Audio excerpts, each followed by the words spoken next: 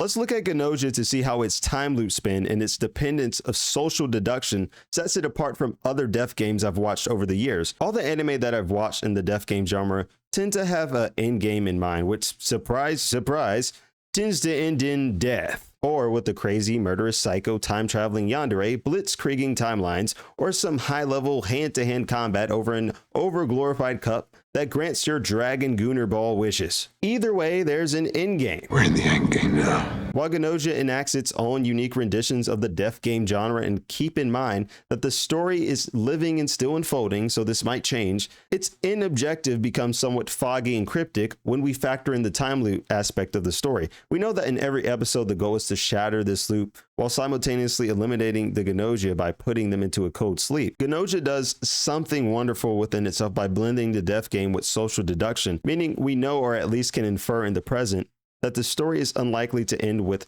one sole survivor. Yuri, the protagonist of Gnosia, must correctly identify the Gnosia on board the ship before everyone is killed. However, even when all the Gnosia are identified, or if he is killed by the Gnosia, the time loop simply resets with him once more waking from a sleeping chamber. I'm curious about your opinion of this. Do you believe the time loop adds more intensity to the premise of Gnosia's death game or cheapens it? Gnosia's formula deviates from, say, a future diary where there are 12 diary holders who must kill each other until only one remains. The lone survival is then granted the abilities and powers of a god. It's the old battle royale shtick, which in this case carries you from chemical terrorist toddlers all the way toward getting a little poke of hepatitis C to the peepers.